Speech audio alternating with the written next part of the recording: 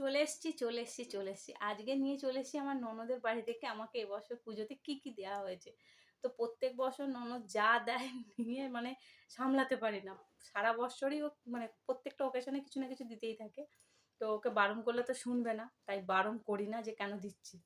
তো এবছর যেটা দিয়েছে সত্যি খুবই পছন্দ হয়েছে, কেন ওর চয়েসটাই আলাদা। প্রত্যেক বছর পছন্দ হয়, কিন্তু এবছর যেটা দিয়েছে এই কালারের জিনিস আমার কাছে ছিল না, বেশ ভালো হয়েছে। তো চলো প্রথমে আমারটা থেকেই শুরু করছি, যেহেতু আমি ভিডিওটা করছি তো আমার থেকেই শুরু করছি।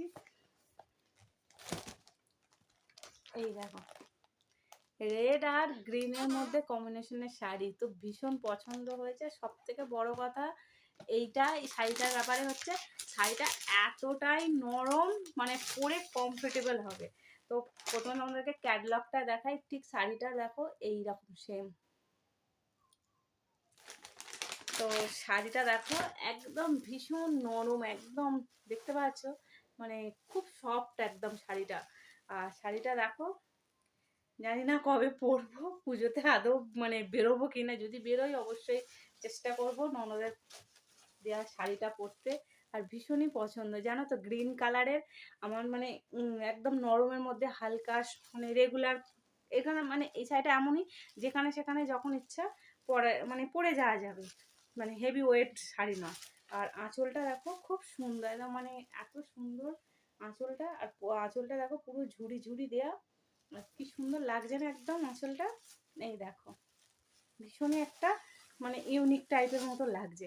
আর যেহেতু এতে মানে রেড কালার আছে, তো রেড কালারের ব্লাউজ মোটামুটি সবার বাড়িতেই থাকে, আমার কাছেও আছে। আর এর সাথে হলুদ কালারের ব্লাউজও পরতে পারো, ব্লু কালার একটা আছে, এই যে ব্লু কালারটা এটাও পরতে পারো। গোল্ডেন চলবে, গ্রিন চলবে, মানে মোটামুটি 4-5টা কালার যদি ব্লাউজ থাকে আমার কাছে যে কোনো মানে এইটার সাথে চলে যাবে।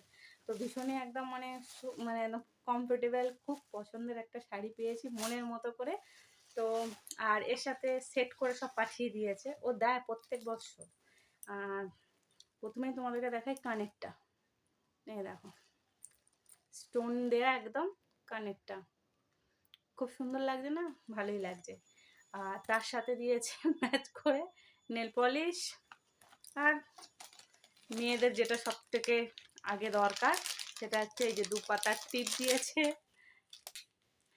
আর আলতা সিঁদুর। তো এটা হলো আমার পুরো মানে সেট। এবার চলো মায়েরটা দেখাই। মা বলেছে আমাকে হেভি ওয়েট শাড়ি দেবি না, আমাকে যখন তখন আমি যেখানে সেখানে যেন পরে যেতে পারি এমন টাইপের শাড়ি দিবি।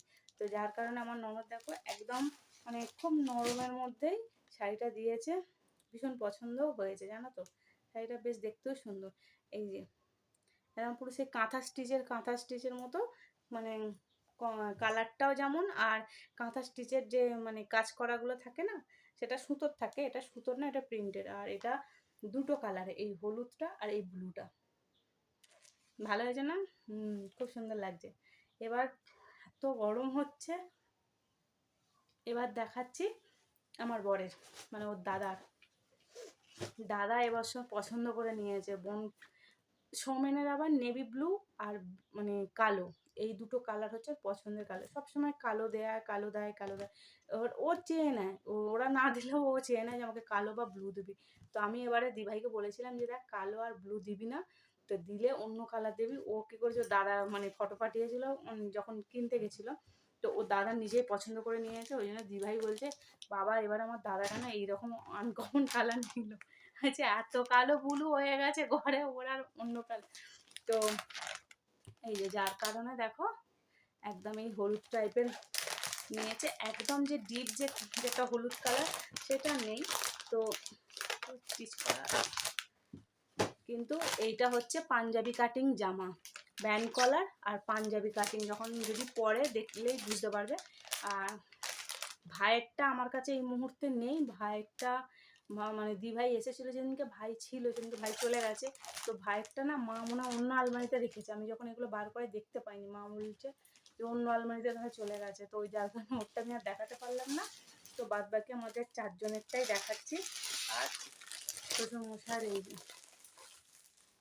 শ্বশুরমশাইয়ের আবার এই কালারটাই ফেভারিট কালার। এই কালার হলে পরবে, অন্য কালার হলে অফ করে পরতে চায় না। তো যার কারণে এই কালারটাই মানে দিভাই দিয়েছে। তো এই হলো মানে ননদের বাড়ি থেকে আসা তত্ত্ব পুজোর।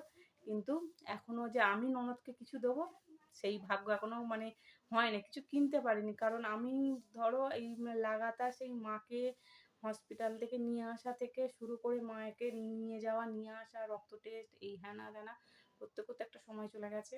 মাঝখানে রান্না পুজো গেছে। তো তারপরে আবার কদিন যে লাগাতার যে একদিন যে বেরোবো, তারপরে যে নিম্নচাপ ধরেছিল বেরোতে পারিনি, তার মাঝেই ও দিভাই এসে দিয়ে গেছে সব কিছু। তো আমার আর হয়ে ওঠেনি কেনাকাটা কিছু। তো শাড়ি আরে কিনে নিয়ে চলে এসেছে, কিন্তু আমি তখন মানে মায়ের ওখানে ছিলাম যখন আমার মাকে নিয়ে ভর্তি ছিলাম। তো আমার শ্বশুরমশাই একদিন সময় করে ওর বাড়িতে সব তত্ত্ব দিয়ে চলে এসছে। আমি দেখেছিলাম কিনে নিয়ে এসেছে, যে আমি যে ভিডিও বানাবো না তখন আর হঠাৎ করে মায়েরও এরকম হয়ে গেছে আর হঠাৎ করে আমার শ্বশুরমশাই চলে গেছে। তো যার কারণে ওদেরকে যে কি দেওয়া হয়েছে সেটা তোমাদেরকে আর দেখাতে পারলাম না। তো এবার আমি সেই মানে ম্যাচিং ধরে কিছু কিনবো বলতে এই একটু দেরি কানের হার মানে এই সাজগোজের টাইপের কিছু যদি কিনি তো ওটাই আমি দিই প্রতি বছর। ও আমাকে যেমন দেয় শাড়ি টাড়ি, আমি শাড়িটা দিই না, তো আমি এরকম টুকটাক কিছু দিই। তো যাবো দুদিন, দু একদিনের মধ্যেই যাবো, কিছু কিনে নিয়ে আসবো, নিয়ে এসে দেবো। আমারও তো ইচ্ছা হয় যে আমাকে যে দেয় তাকেও আমি কিছু দিই। হয়তো তার মতো বেশি কিছু দিতে পারবো না, কিন্তু খুব সামান্য হলেও দিলেও দেখবে ভালো লাগে, যে পুজোর সময় একজন আরেকজনকে দিলে যেমন আনন্দ হয় আরেকজনকেও দিতে হয়। তো শুধু ননদের শুধু ননদের নেবো না, জায়েরাও আছে, জায়েদেরকেও দিতে হবে। তো সব মিলিয়ে সবাইকে আমাকে দিতে হবে। তো এই রে যা কুমকুমটা পড়েছিলাম আবার এই সর্দি মতো করে গেছে, এই নিয়েই ভুগছি।